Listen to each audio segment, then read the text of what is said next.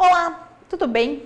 Eu sou a professora doutora Yara Alves Gomes, sou formada em Direito pela Faculdade de Direito de São Bernardo do Campo, sou mestre e doutora pela Pontifícia Universidade Católica de São Paulo, sou advogada do Gomes Advocacia, Advocacia GB, que vocês podem ver aí no cantinho da tela do slide, e junto com o doutor Eldi Lobo, da Vida Mental, nós firmamos uma parceria para explicar para os nossos convidados, que são vocês do YouTube, que são vocês que têm esses probleminhas de não conhecer os direitos, um cronograma de aula para conhecer os direitos das pessoas com transtorno do espectro autista, o nosso TEA. Nós vamos falar em 4 encontros sobre a questão do nascimento, da formação do diagnóstico, qual é a dignidade dessa criança, desse adolescente, desse adulto, o financiamento da família, porque eu preciso que a família tenha muito dinheiro para fazer todas as terapias, o convênio vai cobrir, o SUS vai cobrir, o acompanhamento da inserção social, eu vou ter mercado de trabalho para uma pessoa com autismo, eu vou ter escola para uma pessoa autista, e a locomoção, zelo e bem-estar. Na nossa primeira aula, nós vamos falar basicamente da questão da dignidade da pessoa humana, do menor, em relação ao conceito geral de dignidade, em relação ao Estatuto da Criança e do Adolescente e o atendimento médico no SUS e pelo plano de saúde. Eu já vou pedir desculpa para vocês, que algumas leis, alguns textos de lei eu vou dar uma lida, né, porque nós somos advogados, mas nós decoramos todas as legislações e vai estar aparecendo sempre na tela para vocês o que eu estiver lendo, tá bom?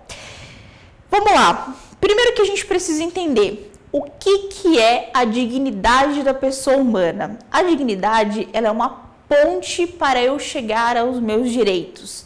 Então, aqui eu tenho meu direito, aqui eu tenho a minha existência e eu firmo uma ponte. Essa ponte é chamada de dignidade. A dignidade, pelas que as pessoas pensam, pelo que elas bravejam por aí, ela se perde com o caráter, ela se perde com uma doença, ela se perde até mesmo quando você vai no bar e bebe um pouco demais. Nada disso, gente. Dignidade você não perde nem mesmo após a morte. O seu corpo, a sua imagem, ela vai ser preservada. Eu tenho inúmeros conceitos de dignidade, mas o mais importante que vocês entendam ela é uma ponte. Desde que eu entendo que o ser humano existe, ele vai ter dignidade. E para sempre ele vai ter a dignidade. Essa ponte para que eu alcance os meus direitos permite com que eu tenha todos os meus direitos fundamentais. Eu vou ter a vida, a propriedade, a segurança, a liberdade. Eu vou ter tudo isso que está garantido na nossa Constituição de 88. E aí eu penso, ok, mas quando é que começa a dignidade se ela não acaba nem mesmo depois da morte? Nós temos um problema. O Código Civil, a Constituição Federal, todas as legislações brasileiras não falam quando começa a vida.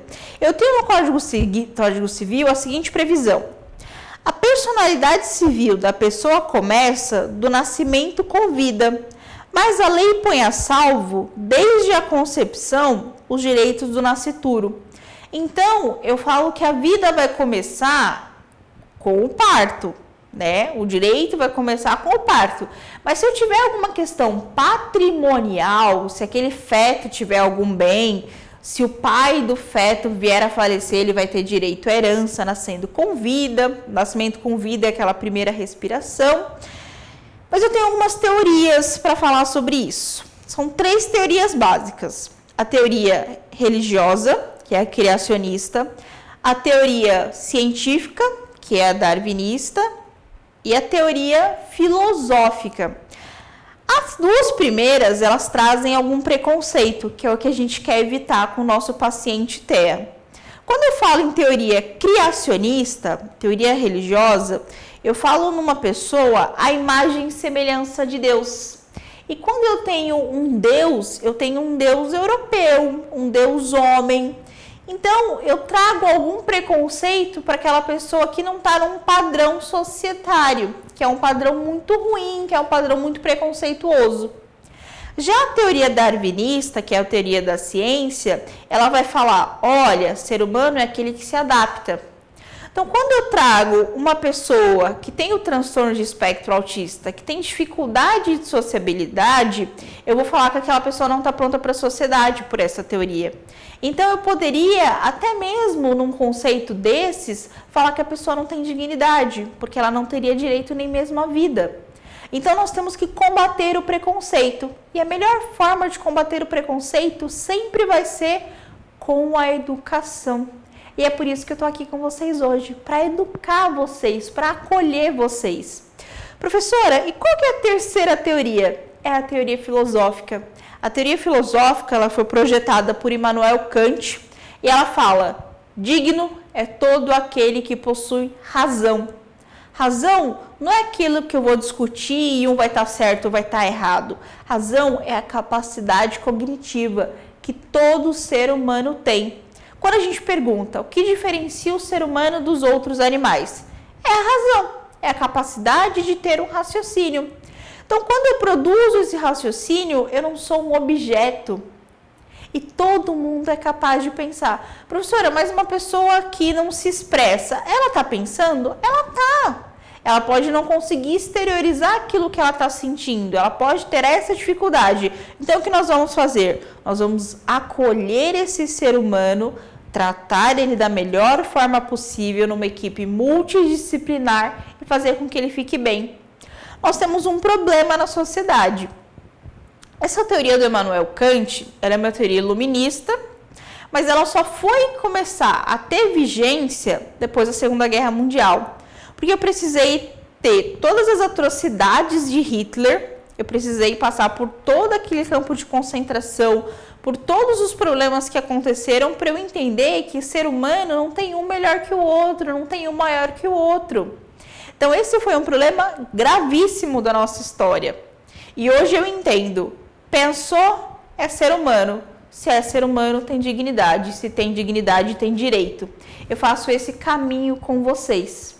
E quais são os direitos por si do indivíduo TEA?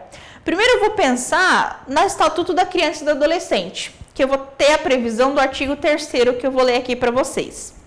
A criança e o adolescente gozam de todos os direitos fundamentais inerentes à pessoa humana, sem prejuízo da proteção integral do que trata essa lei, assegurando-se-lhes, por lei ou por outros meios, todas as oportunidades e facilidades, a fim de lhe facultar o desenvolvimento físico, mental, moral, espiritual e social, de liberdade e de dignidade.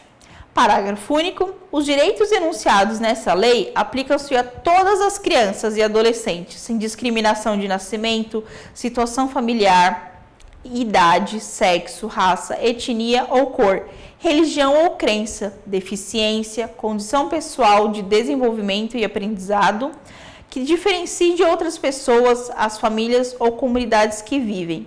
Ou seja, as crianças com TEA têm previsão de asseguradas pelo Estatuto da Criança e do Adolescente.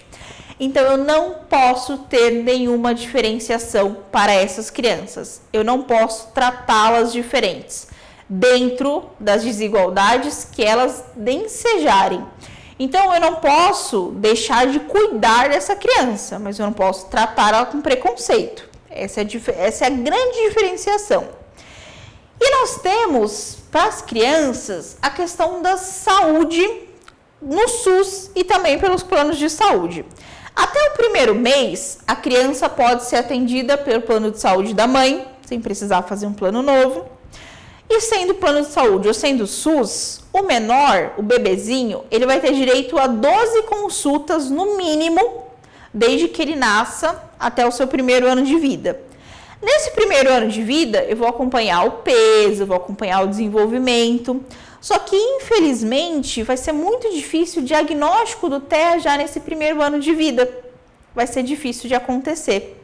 Eu vou ter nesse primeiro ano de vida o acompanhamento das vacinas, eu vou ter o teste do pezinho, eu vou ir acompanhando todas as inserções sociais da criança. Só que por ser um bebê, as inserções sociais, elas são menores. Ele vai demorar de começar a falar, ele vai ter um pouco de dificuldade para olhar nos olhos, Então, eu vou ter esses cuidados e eu vou ir acompanhando gradativamente. Depois desse primeiro ano de vida, acontece que as consultas médicas, elas vão ser espaçadas. Elas vão acontecer, em regra, a cada 6 meses. Enquanto eu tenho esse espaçamento de consultas, eu acabo tendo uma dificuldade muito maior de ter um diagnóstico prévio, um diagnóstico anterior. Então, papai, mamãe, você está vendo esse vídeo? Observou um comportamento diferenciado no seu filho? Ele está na escolinha, o professor está falando que ele está tendo alguma dificuldade de adaptação? Médico, consulta médica. Não vai no Google, não vai se consultar com qualquer outra questão que não seja um profissional da medicina. O pediatra, ele vai ser o seu grande parceiro e ele vai saber te encaminhar. Venha para a vida mental. Vem aqui conhecer os trabalhos do professor e do Dr. Elde, os nossos trabalhos juntos em relação à advocacia. E após o diagnóstico, o que vai mudar na vida dessa criança após o diagnóstico? A partir do momento em que eu tenho o diagnóstico, eu tenho uma proteção legislativa diferenciada.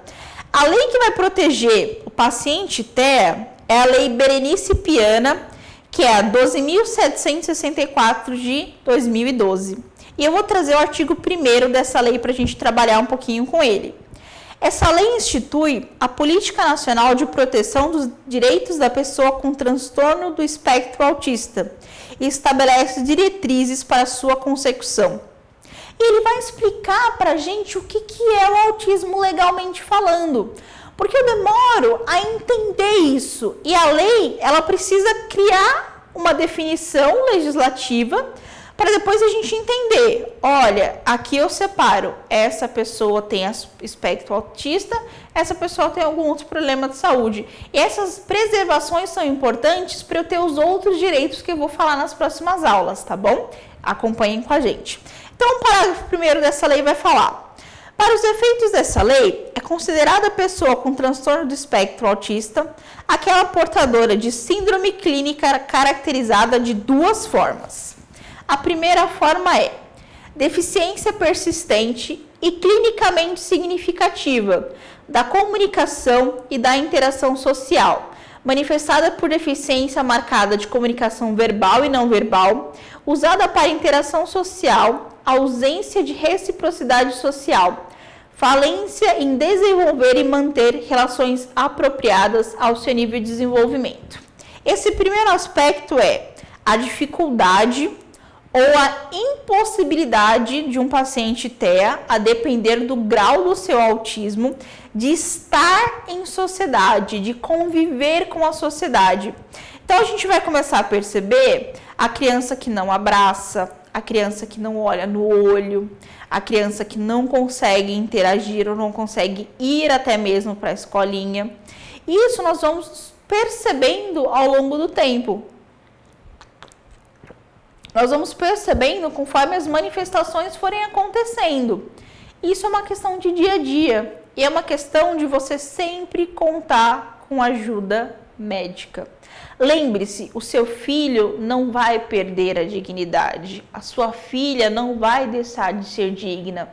Nós falamos do Estatuto da Criança e do Adolescente. A deficiência, ela não é uma forma de perder a dignidade. E o TEA, o paciente autista, ele é considerado, de uma forma geral e abrangente, uma pessoa com deficiência, tanto pelo Estatuto da Pessoa com Deficiência Nacional, quanto pelo Estatuto da Pessoa com Deficiência da ONU. Essa proteção, ela não é discriminatória e ela é extremamente positiva, porque eu trato essa pessoa da melhor forma possível. Eu vou abranger os direitos dela, eu vou trazer com que ela tenha todos os direitos possíveis e imagináveis de uma pessoa que precisa mesmo disso. O segundo aspecto, para a gente qualificar aqui, para a gente entender o autismo, é padrão restrito e repetitivo de comportamento, interesses e atividades manifestados por comportamentos motores ou verbais estereotipados, ou comportamentos sensoriais incomuns, excessiva aderência à rotina e padrão de comportamento ritualizado, interesses restritos e fixos. uma criança que só consegue comer algo de uma cor específica, uma criança que se apega a um brinquedo específico. Essa rotina, ela precisa de uma observação. Pais, mães, observem os seus filhos, acompanhem os seus filhos. Peçam para que os avós, os tios, os professores também acompanhem essa criança. Ela não deixará de ser digna. E ela precisará muito de um diagnóstico. Por quê? Porque com o diagnóstico eu vou abranger as proteções que eu tenho a esse menor. Porque o Estatuto da Criança e do Adolescente, ele vai falar, todos têm proteção sem diferença alguma. Só que a igualdade, ela é eu tratar igual com igualdade e desigual com desigualdade. Se eu tenho uma criança que precisa de um professor tutor, por exemplo, eu tenho uma criança que ela precisa de uma alimentação diferenciada e eu trato ela como as outras, eu estou perdendo a dignidade dela, eu estou tirando a dignidade dela, eu estou ferindo essa dignidade e eu não posso fazer isso. E o atendimento pelo plano de saúde? O atendimento pelo plano de saúde, ele não pode ser restringido. Eu não posso deixar de atender o menor porque ele tem TEA. Nós vamos conversar um pouco mais na próxima aula, quando nós falarmos sobre esse tema especificamente.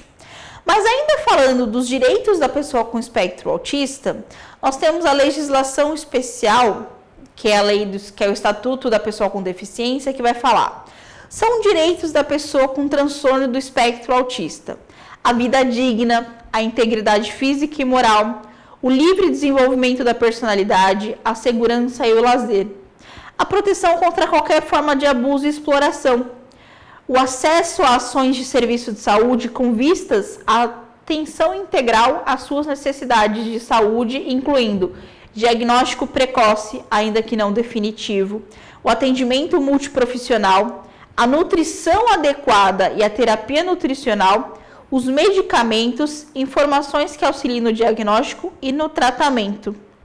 Nós temos uma lei muito recente que trata sobre o espectro autista, que é a Lei 13.977 de 2020. É uma lei sancionada ali no momento da pandemia, que é a Lei Romeu Mion, que é um filho de um artista famoso. E essa lei, ela vai falar sobre a carteira de identificação da pessoa que tem autismo. Porque a depender do grau do autismo, fisicamente, eu não consigo definir que aquela pessoa tem o espectro. E isso gera algum preconceito. Por exemplo, eu estou numa fila de supermercado e eu preciso passar na frente. Eu preciso sair daquele movimento que tem muitas pessoas, ou eu estou num parque, eu estou num banco. Eu preciso de um atendimento diferenciado. E antes eu não tinha essa identificação e dava muito sofrimento, porque a mãe ia ter que explicar, o pai ia ter que se expor a todo momento, falar: olha, essa criança ela precisa, esse adulto ele precisa, esse idoso ele precisa. Eu tenho uma dificuldade muito grande de identificação. Então, quando eu tenho essa lei, eu tenho um avanço societário. Eu tenho uma autonomia muito grande para a família em falar: olha, eu tenho esse direito, eu vou passar na frente. Eu vou ir primeiro. Eu vou conseguir outros direitos nessa identificação. Só que temos que tomar cuidado. Essa identificação, em momento algum, pode se tornar preconceituosa. Quando eu identifico uma pessoa com espectro autista, eu identifico para melhorar a vida dela.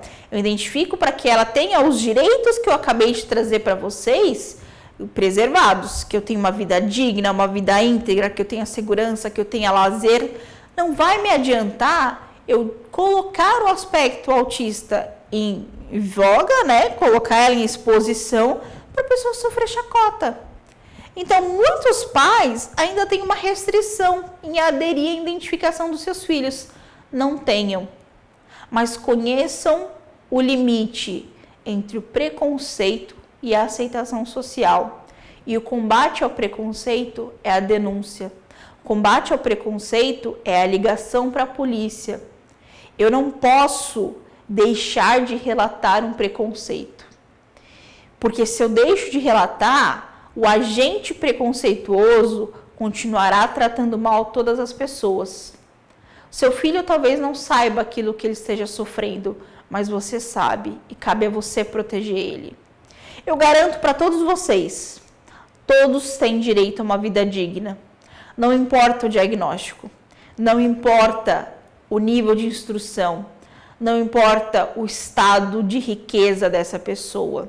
Immanuel Kant diz: nenhum ser humano é um objeto, todos somos sujeitos de deveres e de direitos. E cabe a você cuidar do seu direito. Cabe a você, agora que conhece a dignidade, entender que ela é para todos. Quantas vezes você não pensou que a dignidade não era para todo mundo? Quantas vezes você até mesmo não fez uma oração pensando: nossa, mas por que comigo? Por que perder essa dignidade? Nada disso. A dignidade é preservada.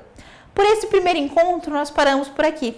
Encontro com vocês mais tarde e lembre-se, sigam nas redes sociais A Vida Mental, o Dr. Elde Lobo e a Gomes Advocacia, advocacia.gb. Obrigada.